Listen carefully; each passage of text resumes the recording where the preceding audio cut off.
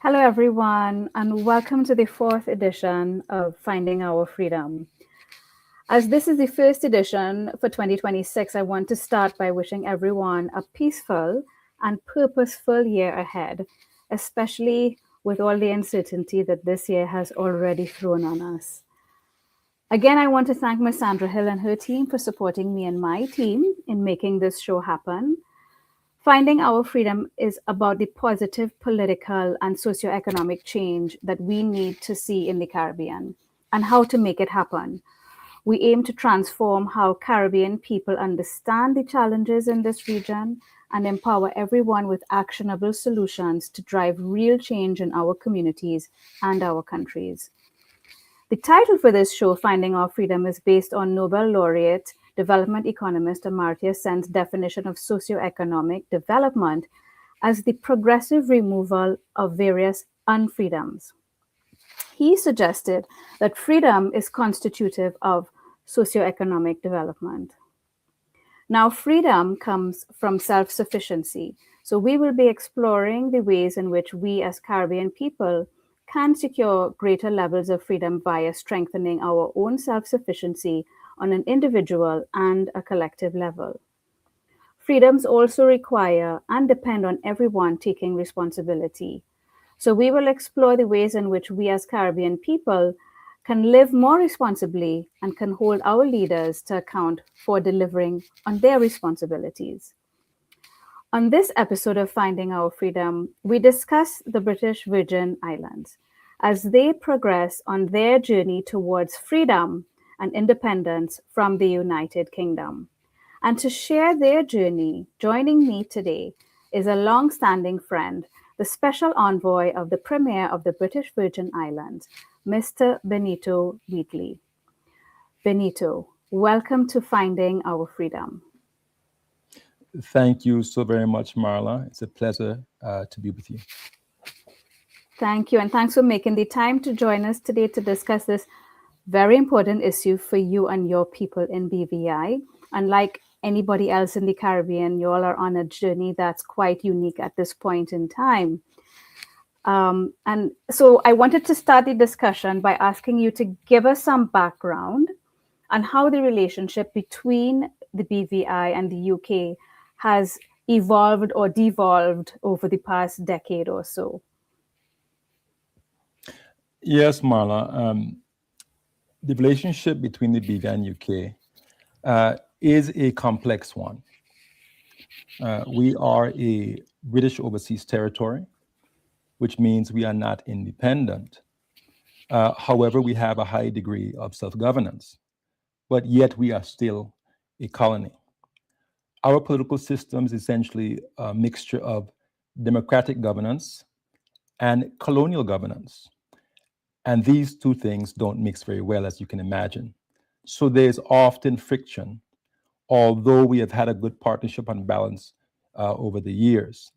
But recently, things have come to a head on different occasions on issues such as governance, financial services, and other issues.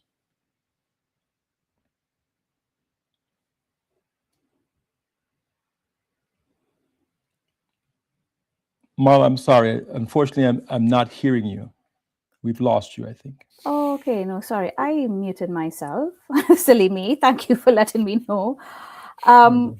but as I was saying, that we have quite a number, actually, in the Caribbean, of the 36 territories that we have in the Caribbean, the majority are non-sovereign jurisdictions. And a lot of people don't know that. So the BVI is not unique in not being fully independent.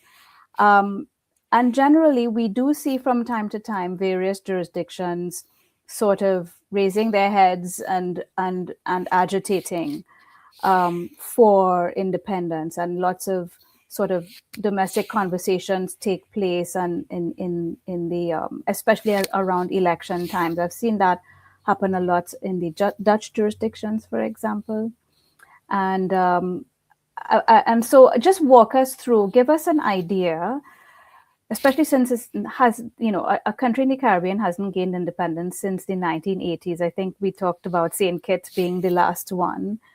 Um, What is involved from a legal and constitutional standpoint for BVI securing its independence? Okay. Well, let me give you some background on Mhm. self-determination in the BVI. This year marks just about 75 years since the BVI took its first modern steps in self-governance. Oh, We had terrible conditions in the BVI in the 1940s. And in 1949, the people mobilized and had a great march, the Great March of 1949, okay. against colonial neglect by the UK. And out of that, we were given a new constitution in 1950, where the Legislative Council was restored. It was previously taken away from us at the turn of the century, about 1901 or 1902. Okay. And because of that, the BVI became the poorest part of the Libre Islands colony. Of all of those presidencies in that Wow. colony, the BVI was the poorest. So, So social conditions were really poor. yes, there were no hospitals there. We had a small cottage clinic that could not do very much for our people. And the BVI Okay. has 60 islands and keys, and people on Mm. about 5 islands. And so there was not health care that people could get. There was no real economy. Many persons had to go to the US Virgin Islands or the Dominican Republic or other places to find work. Hmm. Under British governance, colonial governance, everything had stagnated. So our people Mm. protested for the right to govern ourselves. And that journey began 1949 and then formally in 1950 with the legislature. Okay. We then laid the basic foundation for our society. We began cutting roads, uh, upgrading schools. Most of the schools were just in churches or in small shacks. That's how bad the situation was. But once Wow. our people had their representatives, which came with elections, 1950, 1954, and so on, they then began to put things in place. And in 1967, we then were given a new constitution that introduced the ministerial system. So for the Okay. first time, we had executive authority. Prior to that, legislature was comprised of local legislators, but the governor, the British governor posted on the islands, was the executive authority. In other words, he was the minister for everything. Our new Mm. constitution in 1967 then gave us ministerial authority. So we had our first chief minister, the late Honorable Lavity Stout, and we had a number of other ministers. And one of the first things that that administration did in 1967 was to introduce universal education for everyone. Because under the British, it was a system of just at most 25 students allowed to go to high school. That was Oh it. my. So he made the decision with his government to build a full secondary school where all the students on Tortola that wanted to go to secondary school could attend. Because prior to Hmm. that, after you finished seventh standard, most students had to just work elsewhere or find something to do. So that Oh. changed. So our people began the journey of improving their education at the high school level, uh, essentially in 1967. Now, economic development began to take off in the late 1960s as a result of the work by the government. But we entered a deep recession in 1971 because we had a very bad situation where a developer from the UK wanted to own a lot of the properties in Road Town, which would have excluded our own people. So Okay. we ended that, which stopped the works that were happening. So economic development slowed, and we went into very deep recession. But between 1971 and 1978, the government was able to pull itself out of that recession because they were very prudent in their financial management. Okay. And we went from a recession to a surplus of $1 million for the first time in 1978. That was under the late Chief Minister, Dr. Willard Wheatley. And as a result of that good financial stewardship, the executive authority for public finance was given to Chief Minister Wheatley and has remained BVI governor ever since. And so the finance portfolio is now with the local government, has remained that way. Grant and aid in the BVI began in 1956. And grant and, sorry, can I interrupt you there? Grant and aid? Grant and aid, UK grant and aid, Okay. international aid. So aid from the government began in 1956. And in 1978, with the surplus, it ended. Okay. And the BVI has never received any monies from the UK or anyone else for our budget. We are completely self-sufficient now for over 40-something years. We receive no money from the UK for our budget. We fund ourselves entirely. And this financial independence, this economic independence, is a reflection of our continued drive to be self-governing. So we have had a period from 1949 up until today where we continue to press for more responsibility. The governor at this time still has constitutional responsibility for internal security, the public service, administration of the courts, and the UK is responsible for external defense. But the next stage in our journey must be to assume responsibility for these other areas. And we continue to work toward that.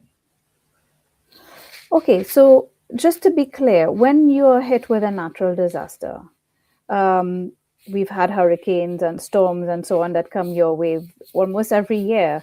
Are you saying to me that there is no assistance from the UK even in times of natural disaster catastrophes? We were struck by Hurricane Irma and Hurricane Maria in 2017. Yes. And the UK did provide humanitarian assistance. Okay. But in the reconstruction phase, the UK did not provide financial support directly to the government for reconstruction. What the UK offered was a loan guarantee on which to borrow over $400 million for reconstruction. Okay. However, they tied political conditions to it, which made it very problematic. In other words, they tied getting this loan guarantee to rolling back some of our autonomy. And that was very problematic, and we were unable to renegotiate, and eventually it was off the table.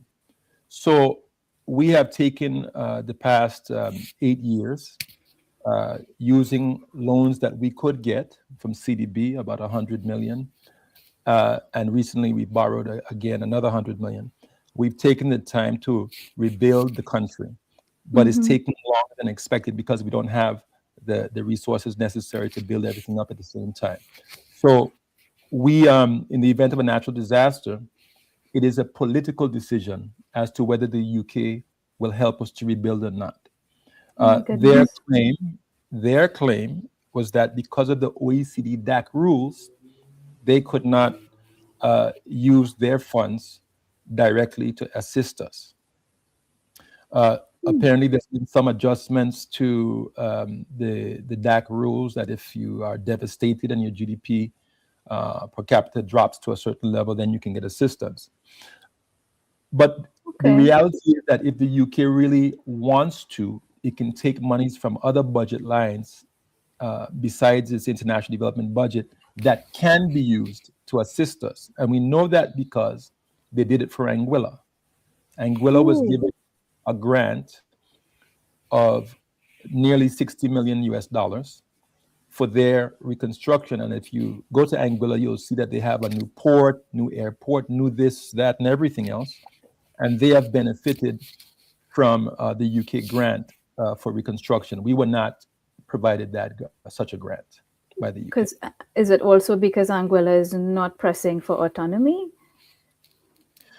Well, it was a political decision influenced by the relationship between certain political actors involved with Anguilla and the UK government. That was what determined that. We, unfortunately, were not politically tied into the UK government in the same way, and therefore we did not have an exception made for us. Right.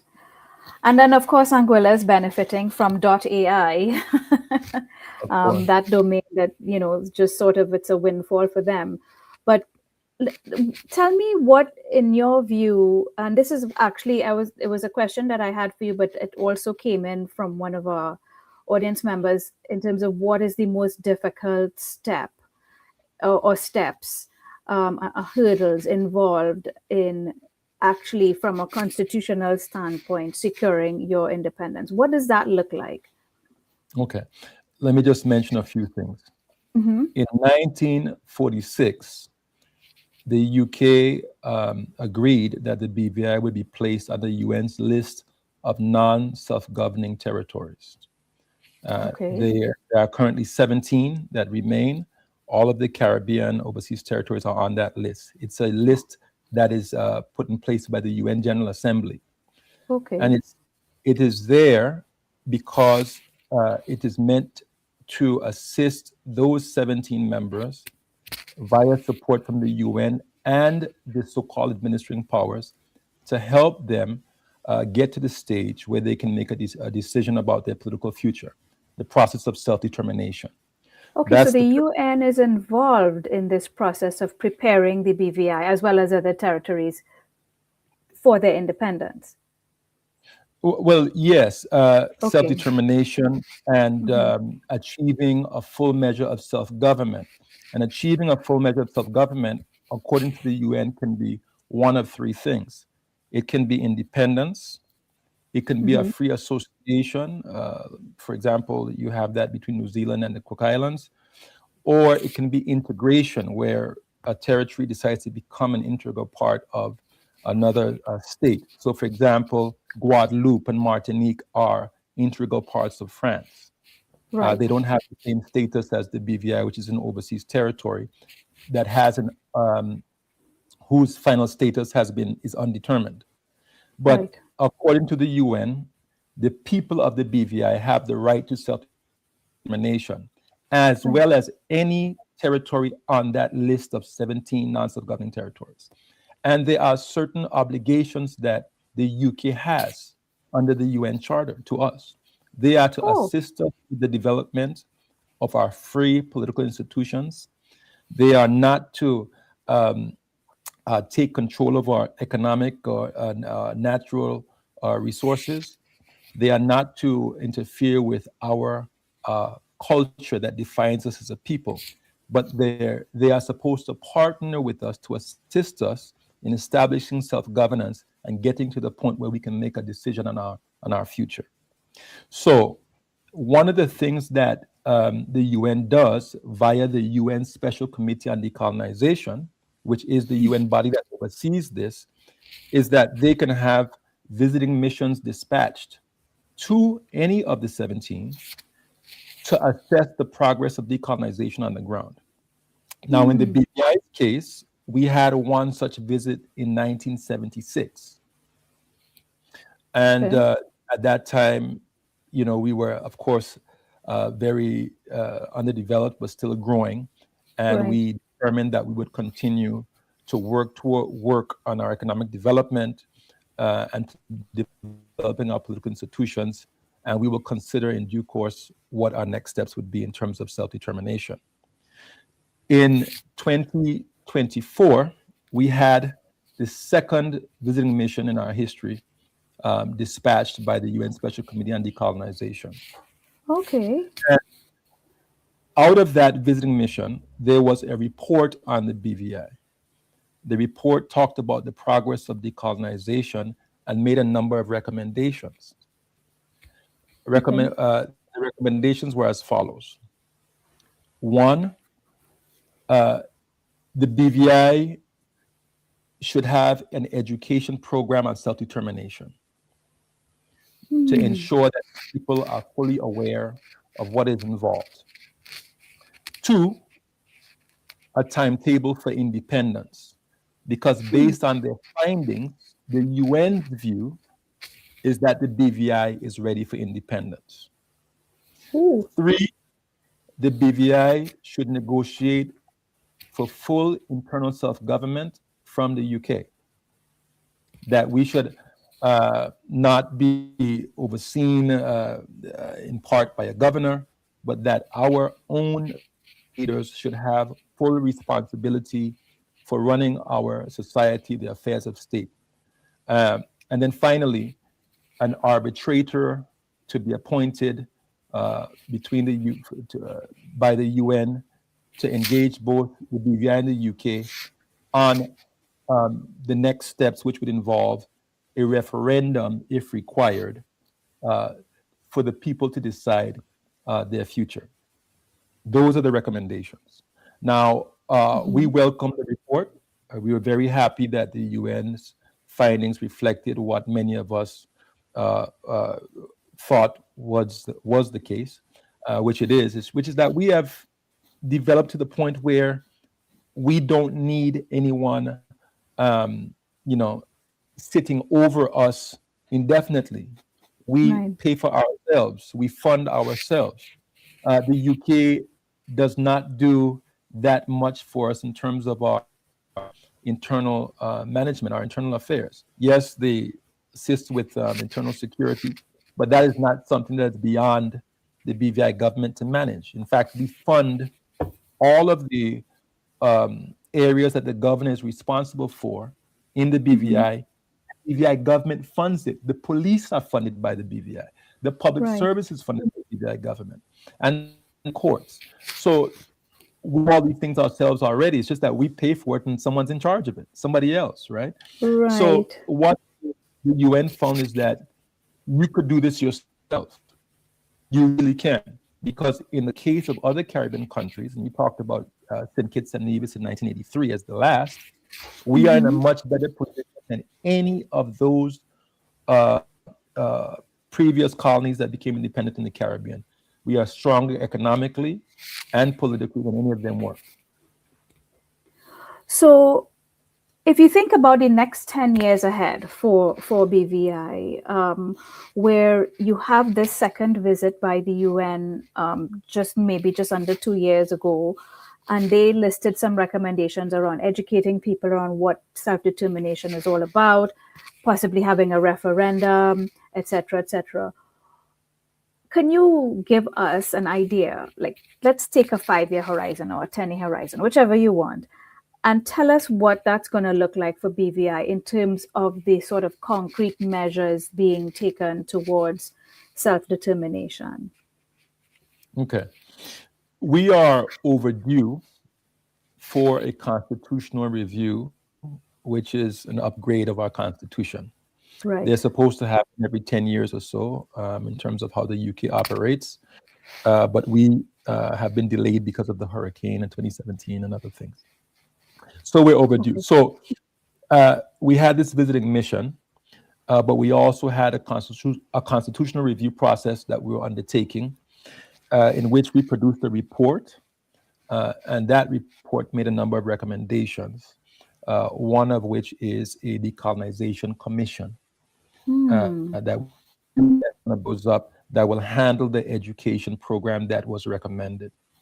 Right. But in addition to that, our parliament formed a committee to look at the next steps for negotiating a new constitution and the question of self-determination.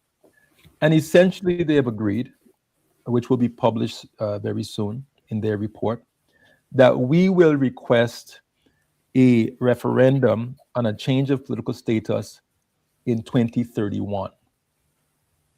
We will So the give, referendum will be held in 2031. that is the plan. Okay. 5 as it years. stands now. Hmm. A report will be published soon that reflects this. But Okay. the people of the BVI will have the opportunity, they will have their say on what they want their political future to look like. And central to that is self-determination. Hmm. We must be fully decolonized. That is the goal. And full decolonization, which is the mandate of the C24 at the UN, which is the UN Special Committee on Decolonization, that is the mandate. And it's the mandate because the international community determined in 1960 that all forms of colonization should be eradicated in every, Hmm. it must come to an end. And so right now we're in the, I think the fourth decade um, of that the UN has adopted for the eradication of colonialism. So it is a mandate. And so the Right. people of CBI will get their say on whether or not they wish to be independent, whether they wish to have a free association with the UK or another state, or if they want to integrate with the UK or another state. But the current situation, the status quo, Hmm. is a colonial situation. So we cannot remain as we are because that's not decolonization. That's remaining a colony. Right. Right. And regardless of how advanced in self-governance we are, the fact remains that there's a governor that sits in Road Town in the British Virgin Islands, and he has the authority and the power to pull the plug on democracy from us if he wants to, or to intervene if he feels he wants to. So we don't want to Mm. have a political system where any one person has that power over our people and our society. If we are going to have governance where there are measures such as that, let it be under our own oversight as opposed to Yes. someone else. Okay. So we have a 5 year horizon for this decision to be made. And in the interim, lots of education and lots of debate, I'm guessing, but also lots of preparation from an economic standpoint, I would imagine. I mean, not that you get, like you outlined, you don't get financial support from the UK, but you would not have, for example, your border patrols and certain other things that are provided now. You would have to fund these on your own. Um, but let's talk a little bit about Let the me, economy of the before you BVI. move on from there, Sure, let me just sure, mention a few things. of course. If the BVI were to become independent or be in a free association with the UK, for example, it doesn't mean we're going to break the relationship. It just Hmm. means that the partnership will be different. Yeah, It will be more balanced and fair. It's not going to be equal because, of course, power always makes things unequal. But we would not say we're going to just, sever the relationship altogether. The right, UK can be a good partner. right. We think so. We have problems with the way things function now, but that is because of the unilateral authority that they have over us, which makes the situation difficult when they seek to impose things as opposed to consult or allow us to make the decision. Hmm. So we would be happy to have a relationship with the UK going forward, one where that involves defense, for example. We do have hurricanes. Yes, We see that Dominica got assistance from the UK when they were hit by Hurricane Maria because they have a partnership via the Commonwealth. We yes, would want to be a part of the Commonwealth and continue to engage on economic and other matters, in climate change, all of these things. So I just want to be clear that we in the Virgin Islands, our people, the point is not to just throw away the UK because we just don't like them because they were colonizers. hmm, The issue is that we are people in our own right. We have our own unique yeah, identity, yeah. and we have a right to govern ourselves. And that If is you the want main, to, yeah. yes. And we've been doing that for some time, and we pay for ourselves. And it's a very difficult thing that when you pay all your own bills and you take care of yourself, that someone else tells you what to do, even with the money that you're earning. It's very Yeah, I hard. remember having, I mean, not that I'm trying to trivialize your situation. This reminds me of a time when I bought my first car, and then my dad tried to tell me where I could go with it. You know, I'm like, I'm 25 and I have my own car. So yeah, no, I get it. And especially if there is minimal, I mean, sort of value add. Yes. I guess what I'm hearing from you is not that you want to entirely sever a relationship, but you want more balance and more respect, I guess, from the UK, which I suppose anybody could understand. So I appreciate that. But I wanted to switch a little bit and talk about the economy and the way that the BVI economy is structured, where, for example, the two largest sectors are tourism, which you have a very a thriving tourism sector that's mostly based on marine activity, as opposed to where most of us in the Caribbean, it's large hotels and so on. So when I spent some time in BVI last year, I was quite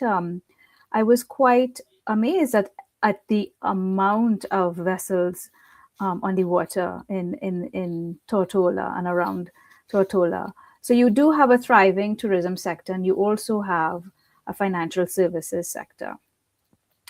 Now, when you look at the financial services sector in the British Virgin Islands, there is that, and this is something that I've written a lot about and talked a lot about in terms of how small jurisdictions get branded as quote unquote tax havens and financial secrecy jurisdictions, for example, where there are other jurisdictions that offer similar services, but they don't ever get listed or blacklisted or branded the way that small islands do, or small countries do. So I want to cite the Tax Justice Network. The Tax Justice Network has a financial secrecy index. And the number one country on the financial secrecy index, and this is updated as of June last year, the number one country is the United States, followed by Switzerland, Singapore, Hong Kong, Luxembourg, Germany, the Netherlands, South Korea, Guernsey, Japan, Taiwan, China, the United Arab Emirates, Ireland. Panama is number 15. And number 16 is the British Virgin Islands, which is the number one in the Caribbean on this list. And then there is another list called the Corporate Tax Haven Index, the world's largest enablers of corporate tax abuse. And this is updated as of December last year. And guess who's number one on the list? The British Virgin Islands. And then after, you have the Cayman Islands and Switzerland, Bermuda, Singapore, Hong Kong, Netherlands, Jersey, Ireland, and Luxembourg, just to call out the top 10. So BVI and Cayman are on the top of the corporate tax abuse list. So let's talk about that. Let's talk about what are the implications from an economic standpoint for the BVI, should you choose to, in 5 years, choose self-determination. What are the likely implications? But also talk to me about this reputation and this listing of BVI as a corporate tax abuse enabler. How do you respond to that? Well, firstly, Tax Justice Network, I understand the work that they do, and I don't want to diminish it in any way. But quite frankly, they are not the international or global standard setters in this area. It is at this point, the OECD. And the OECD has a rating system that they use, which is supposed to consider all of the jurisdictions of the world. And the BVI has had largely compliant ratings for quite some time. And this is with So the tax structure that the OECD has prescribed. You have, I mean, we don't want to get technical, but you have pillar one, pillar two, etc. Right? right, they have a base erosion and shifting initiative to Yes. try to reform the national tax system, and they Yes. have options to do that. But I'm just saying that Tax Justice Network, yes, they're an NGO and they have their place and role, but as a government, we look at the standards set and the ratings issued by the OECD. And as Right. far as we are concerned, based on that, we have done reasonably well. And you said that Now, your rating is largely compliant according to the OECD. yeah, yeah, Okay. and for quite some time, it's been like that. I mean, we've had maybe some gaps in between, but largely so. And Okay. where I think we've only had some challenges in recent years after the hurricanes devastated the islands, where it was a bit difficult to get back on our feet. But Hmm. since then, we have, and I think the international standard-setting bodies, the OECD, the FATF, and the EU, all recognize that we had to work our way back to a functioning society after the hurricanes and needed a bit more time to catch up on Hmm. our obligations. But we're there. We're Right. working, and we continue to work to meet the international standards even as they evolve. And so Right. that is how we see ourselves, that's how we judge ourselves. Um, the the problem that I have with the way Tax Justice Network and some other organizations as well is that they overly focus and fixate on small jurisdictions like the BVI. And they do so because it seems that we are low hanging fruit. Yeah. It seems that they believe, well, since you all aren't fully independent and you have a somewhat of a colonial status, they can focus their efforts there and then seek to pressure the UK to Mm. clamp down on us using very colonial means. And that is one of the serious problems I have with Tax Justice Network. They talk about justice, that's a part of their name, but they Yeah. don't see how the colonial impositions that they are recommending are against Mm. natural justice, against our humanity. Hmm. Something that I find very problematic as a BVI lander who grew up there, has family there, is that they treat the BVI and describe the BVI in this way where there are no people. It's almost just like a bunch of, bank accounts, Yeah. post boxes, and accountants' offices there, and that's Yeah. all that exists on the island. We have a thriving community there, Yeah. historical community, and financial services accounts for 2/3 of the government budget. Financial Yes. services revenue. And that revenue is what funds all of the teachers and the doctors and the policemen and the nurses, right? And all of the infrastructure that we do have. It has Right. helped lift our people out of uh, poverty many years ago and into what I would describe as a very high standard of living and quality of life relative to many other places. So, it's one thing to cast aspersions on the BVI, which we see Tax Justice Network doing. But the other side of the picture is that it has financial services has benefited us tremendously as a society. And those who criticize it, they never talk about alternatives to how we would live and support ourselves if this sector was to go away. Right. And so that's one of the things that I guess troubles me about the idea of independence or self-determination. Do you think that there will be any impact to this sector or to the tourism sector as well? Do you think that there could be a negative economic impact if you choose to go for self-determination? Yeah. Right now, company and corporations, at least for 2025, were up 12% over 2024. Okay. And that is because of the certainty that the BVI provides to, to the international business community, It is because we have a strong foundation in English common law. We have very good courts that have appeal right up to the Privy Council, and the corporate vehicles that we have can facilitate cross-border investment and partnerships very easily. Okay. So this is why business is up. The biggest threat to our business, the biggest source of instability to our sector, is when UK parliamentarians, specific ones, who do not agree with our business model, and when they are supported by Tax Justice Network and others, the inflammatory comments that they make that seek to scare the international business community away so that they will not do business with us. That's the biggest threat. The ability of the UK government to interfere is the biggest threat. So when you talk about self-determination or independence, in the current situation is the biggest threat to our financial services industry right now. So you see your risks declining.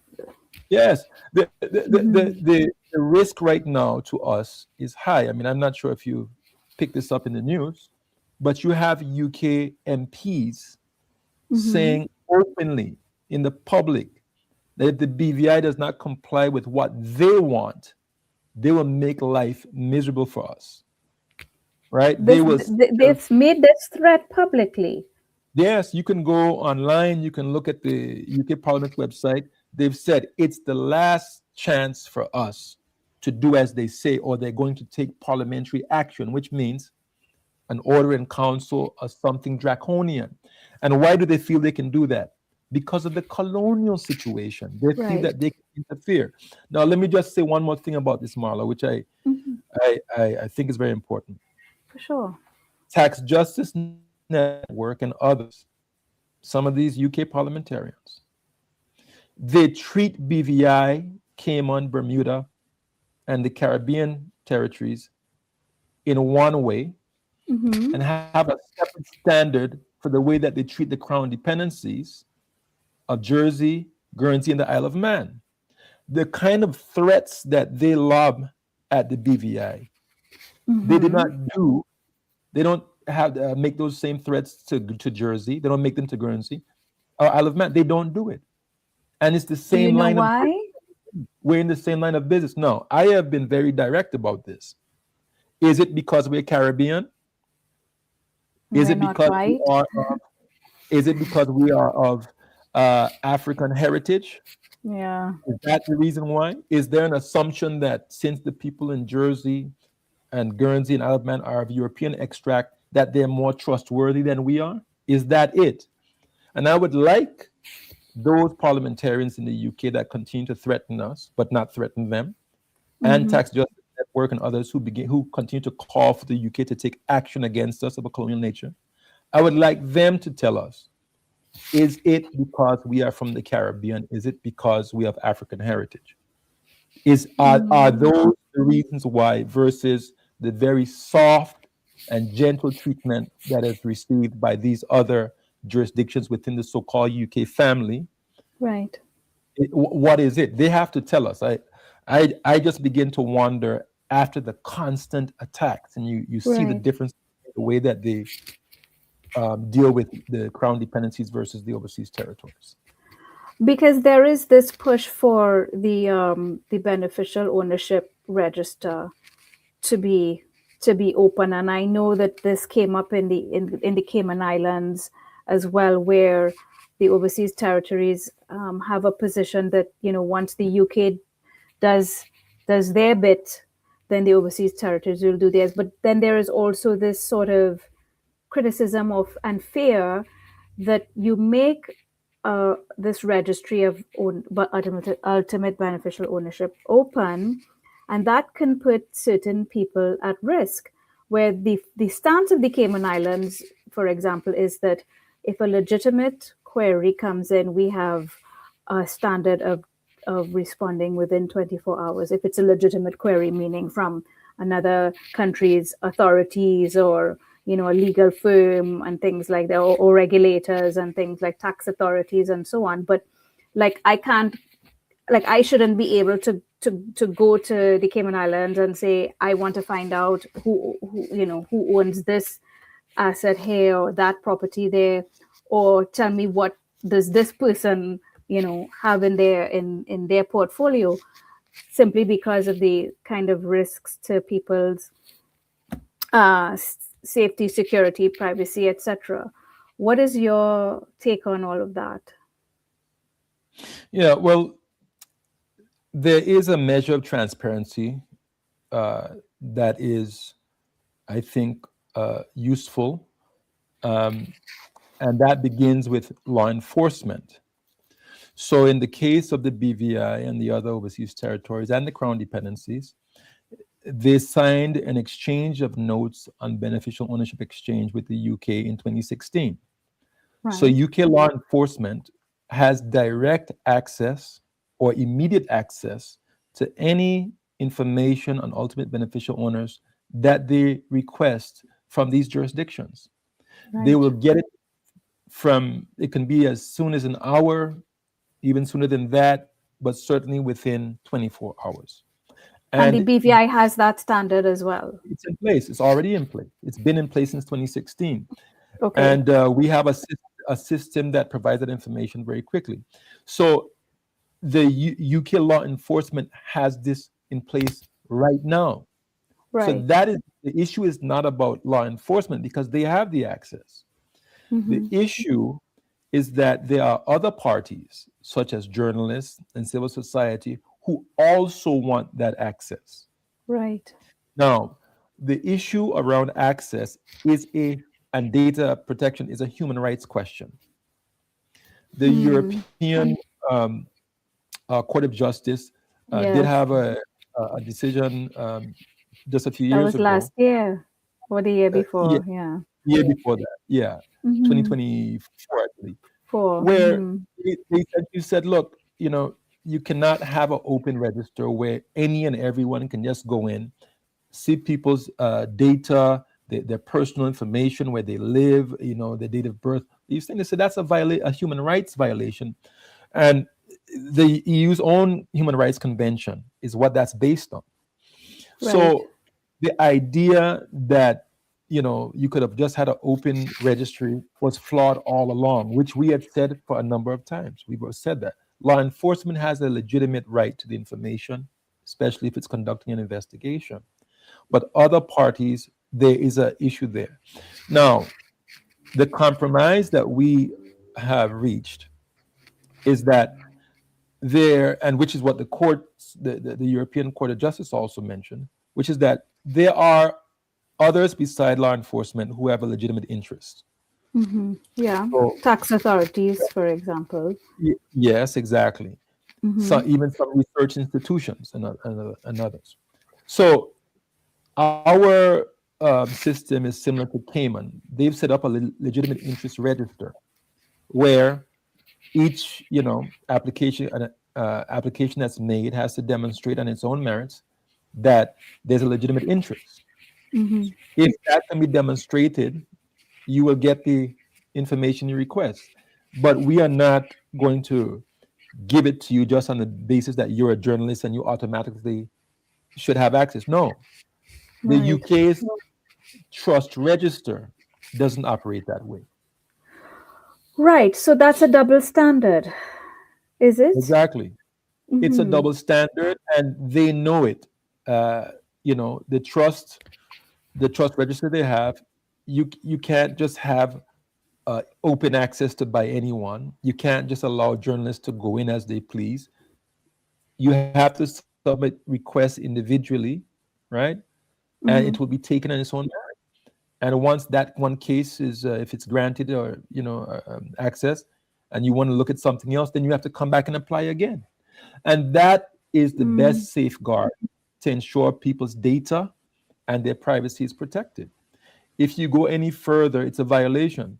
Marla, Yeah. how would you feel if I was able to walk into a bank and Mm-hmm. say, can you please give me all of the information on Marla Dukharan? I mean, the bank will say, well, why should we give it to you? Yeah. And so the question is, why do the various UK MPs, civil society folks, and others, why are they insisting that they have the right to just have access to this information? They are not law enforcement. And Yeah, just by the way, what would they want to do with it? well, there's a few things. One, they will say that they think the public interest, right, is at stake and they should be given. Okay, well, do they get to determine what's in the public interest? Public interest, yeah, yeah. Right? That's why we have courts. Mm. Courts, or that's why we may have an information commissioner or someone like that, some authority that's been appointed to say. We can't leave it to a journalist or civil society to say. That's Yeah. not. That's going to be a direct violation of the individual rights, the liberties that persons have in society. So these things have to be balanced. I am not against wanting, you know, financial crime, economic crime, corruption, these issues to be addressed. I'm all for it. But Yes. law enforcement is there for a reason. They are there to tackle those issues. If a journalist has a tip or information, give it to law enforcement, Yeah, yeah, yeah, right? yeah. As opposed to saying, well, I want the information so that we can publish it in a paper. Well, do you want to do that just to attract customers and you get, you know, more papers sold, or is it in the public interest? That Yeah. who gets to decide? There's a commercial interest there that's competing with the public interest, and this is why these are matters for law enforcement and judges. They must be the one. But again, as we talked about here, if you can demonstrate a legitimate interest, if you can, then the You'll authorities get and the BVI information. Yeah. will not have a problem giving it to you. So we had a few comments and questions come in, and I just want to handle one of them before we will have to wrap up. And the question was directed to the Cayman Islands, or I should say in reference to the Cayman Islands, and whether if they were to receive their, or sorry, if they were to agitate for and get their self-determination or independence, how would that affect their currency? But one interesting note is that the BVI, you all are dollarized, right? You use the US dollar as your official currency, yes? Yes. Is there any implication for that envisioned in this journey that you're on? Or are you all quite happy keeping the US dollar as your legal tender and official currency? Yeah, we adopted the US dollar as our legal tender because our neighbors are the US Virgin Islands and Yes. Puerto Rico, and we import most of our goods from the US. So as a practical matter, it makes sense to maintain the US dollar. And that's not, you know, whether we keep the currency or not, has nothing to do with the self-determination process. That's just an economic decision. Okay, interesting. We can just decide that I think 12 countries in the world outside the US that use the US dollar. And that's just a decision by the government. Yeah. I just should mention, whenever or very often when we talk about self-determination, people ask the question, and many questions, are we ready? What if we lose this? What if we lose that? They think of the worst that could happen. Right. They don't think about what the best of what can happen, right? And we're humans. We want to prepare for whatever risks we're going to face. Yes, but you have to see it from both sides. You have to have, you can see what the drawbacks would be, but you should also see what would be the benefits. And for me, as someone who's worked on UK BVI issues for a long time, I can see the benefits in terms of not having to deal with the back and forth on, what we do with our economy, what we do with financial services. I mean, why is it that MPs and journalists who have never even visited the BVI can be saying the things that they say and trying to determine for us what our future will be? No, we must determine our future. And I don't think that we will get the fairness and respect that we deserve unless we have a different relationship with the UK and unless we take our self-determination to the next level. I support that view. I feel like unless the relationship is balanced and respectful, then you are obviously going to be put at a disadvantage. I mean, my own view, from what I see in the Cayman Islands, it looks to me like, for example, like they seem to have a relationship that is stable and positive. That could just be my view. I'm not sure. I see it as a stable and positive relationship. I'm guessing the relationship in the BVI is not necessarily as stable and positive, which is unfortunate. Strained.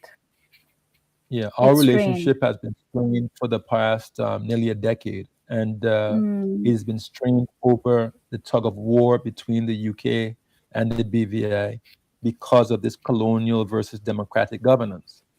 Right. And BVI people are very, very protective of their autonomy. Right. Let me just point out something else that's unique about us. Relative to Cayman, Bermuda, BVI landers own most of the land in BVI. They own most of the local businesses in BVI. They have great control over the economy. Right. And they will protect that with everything that they have, because we are very well aware of where we came from, how poor our parents were when they grew up, and our grandparents and great-grandparents. We have fought very hard to get where we are today. And we do not want to be in a position where we are vulnerable to somebody else, someone in London, changing that. Yeah. For the, so we need to take steps to make sure that we can protect our society and not be subject to the whims of the UK Parliament or the UK government if they decide they want to behave in an imperial fashion as opposed to a democratic one. Yes, I hear you. And we have, with the 2 minutes we have left, Benito, we started the program talking about freedoms and that development is constitutive of freedom and vice versa. So for the BVI to progressively remove the unfreedoms that you currently deal with, what would be the order of priorities in your view in 2 minutes? First, we are going to negotiate a new constitution with the UK this year. In that constitution, we will be seeking full internal self-government. We would like to have control over those remaining areas that are not under our own ministers and premier. The governor controls the public service, internal security, administration, courts, and the UK is responsible for external defense. At the very least, we want areas that the governor has under his control. Thereafter, we wish to have a referendum on our future political status. Give the people of the BVI a say. Let them decide what they would like to do. But we cannot stay as we are. We have to be fully decolonized. And then in the interim, we must have a very strong education program on self-determination. We understand all of the dimensions of it, the liabilities, the risks, but also all of the positive benefits that can come from being either in a free association or independent. And this is what we have to do for our children and grandchildren. We are a people in our own right. We have our own unique identity based on our culture. Yes. We don't want to lose it. In fact, we want to build a society on it on our own terms and not have our future determined by people elsewhere in the UK, in London. Right to it, and we're going to follow up on that right. Wonderful. I couldn't have said it better myself. Well said, Benito. And I just want to thank you for making the time to come on this show and discuss this important matter for the people of BVI with us, because I think this is not an issue that gets enough attention in the Caribbean. And this is a very important and unique journey that you're on in a Caribbean context. So I really appreciate that you've come to share all of these insights with us. Thank you. And I wish you and the people of the BVI the best of luck on this journey. Godspeed. Thank you very much, Marla. And I want to commend you on all your advocacy on behalf of the Caribbean. You are an amazing advocate and economist, and we greatly value you. I hope to see you in the BVI sometime soon. For sure. Thank you. Have a lovely weekend, Benito. Thank you. Bye-bye. You too.